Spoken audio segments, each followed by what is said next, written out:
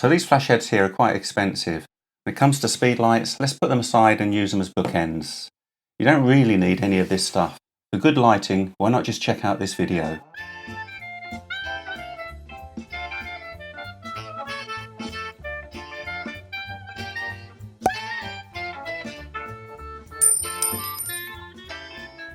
Hi, Tony here from the Light Academy. Today I want to take you through some amazing lighting setups just from around the house and use an available light. Now, any light is good light. It's how you manipulate it and using the right subject matter with it. Regarding subject matter, I'm going to keep it very much simple and singular. I'm going to use my favourite camera here, Sid.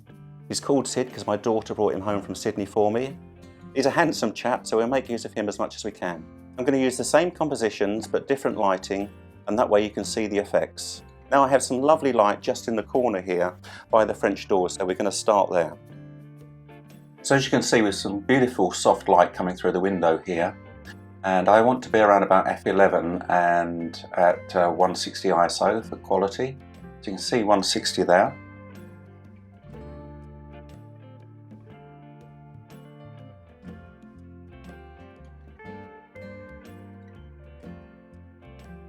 And there's the final image.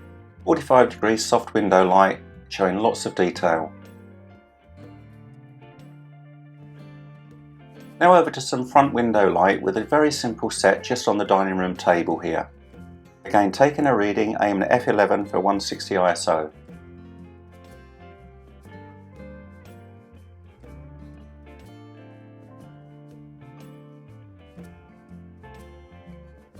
Now I've just opened this up a third of a stop as I know the highlights can take it looking at the back of the screen here. So using the 2-second timer or a cable release, and you can take the shot on a tripod.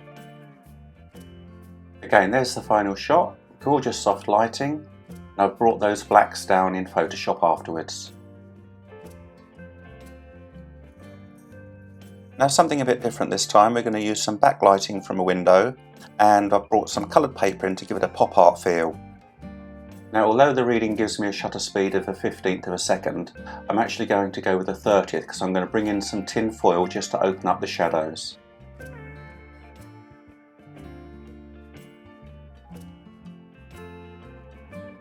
And there's the final result. It's really hard to believe it's not been shot in a studio, just using light from around your house and making good use of soft light coming through the windows.